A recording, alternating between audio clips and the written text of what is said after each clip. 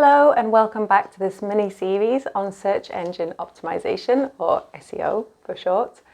My name is Kelly Godor and I am the Marketing Director for Bookster Property Management Platform.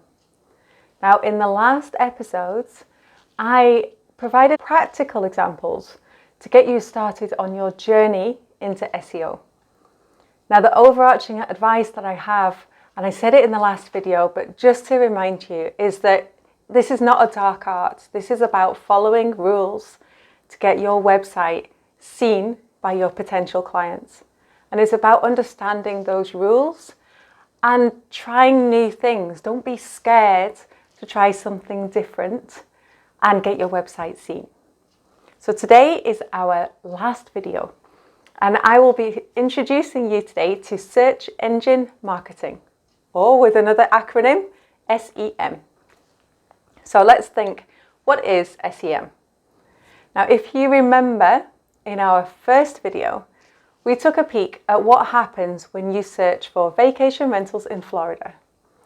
And what you can see at the top is a selection of links with the word ad before it. Now, these are the adverts that search engines display when visitors use certain keywords. Or perhaps they use certain phrases. And the cost for having your website display there depends on how much you want to bid and how much competition there is for that particular keyword. Now, there is a lot that goes on behind the scenes to display there. So if you're interested in SEM, then you'll be looking at this regularly to optimize your keywords, optimize what you want to be displaying for to get better results. Now, positioning your website here using a combination of payment plus all the best bits of your SEO strategy is called search engine marketing. So let's start with why you would want to do this. So putting your website here, you're going to be right at the top of the results page, and you're going to be the first thing that visitors see. And sometimes there may just be one company there, and other times there's a few. But you're here, and statistically, your website link is more likely to be clicked on. And if you're just starting out, or you're rebranding, or launching a new service, if you're wanting to rank better for certain keywords that you're not naturally ranking for, putting yourself here at the top is going to put you right in front of your search target audience, the people that you want, much quicker than the time it's going to take you to position yourself in the organic results below. But it's not all sunshine. There are disadvantages. Not everybody looks at the paid for advertising because they know it's paid for. So they skip past the adverts to get to kind of the real content. It's a bit like when you're watching telly and you fast forward through the adverts that you don't want to see. Now, the other downside is that it costs money. It can be expensive. Enticing those visitors to click on your website will cost you. You're making a bid. And you could end up paying for clicks to your website that are not converting into bookings. So if you're thinking about paying for your website to display here, you need to really think carefully about a number of different factors.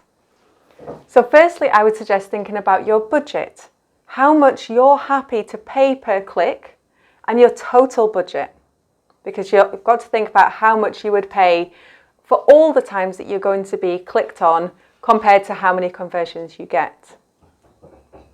You also need to think about your keywords and the phrases that you're wanting to be visible for, and also think about which ones you don't want to be visible for, because they're really important too. So let's say you have high-end holiday rentals. You may want to be visible for luxury holiday apartments, prestige vacation rentals, stunning holiday flats. But you don't want to be visible for cheaper holiday apartments or bargain apartments. So you really need to consider excluding the words like cheap. Think about who else is there.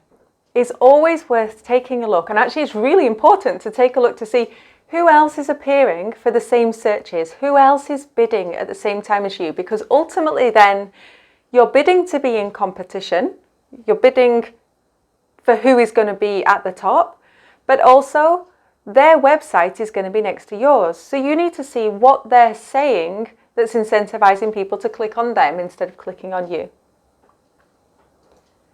The next point to consider is your website content. Now, one of the ways that your site is seen at the top depends on how suitable your website pages are compared to your competitors. So if you're wanting to be in the paid for results for, let's say, holiday rentals with a private pool, then your pages need to be telling the search engines in every way possible that you provide holiday rentals with private pools.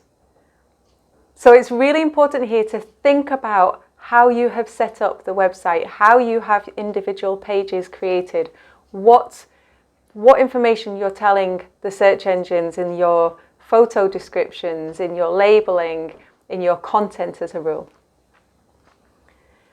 And my final point is about your measurement metrics. Now, there is no point in organising paid for advertising if you are not checking how many clicks they generate, how much it's costing you, the volume and the quantity of the bookings that you get from it. So you need to set that up on your analytics dashboard, and you need to be reviewing that. So I'm going to stop at this point, and I suggest if you have a website, or you're thinking about having a website, or you're thinking about repositioning yourself, spend some time initially just looking at the search engines like Bing, like Google. Enter in some keywords, some phrases that you would use if you were looking for a vacation rental in your area. What comes up in the paid for advertising? What images can you see? What videos are shown? What companies are on the first page? What have they written about for themselves in their title and their description that makes you want to click or makes you not want to click on them? Because ultimately, knowing what other companies do in SEO and SEM is going to help you decide how you can be better, how you can be different, and that's going to help you grow. So I really hope this has been a useful introduction to thinking about your website and getting it visible for your potential guests using SEO and SEM. If you'd like to know more, you are more than welcome to get in touch with me. My details are here. And if you have any questions, I would be more than happy to answer them. Okay, well, good luck on your SEO and SEM journey, and we'll talk again soon. Thank you, and bye-bye.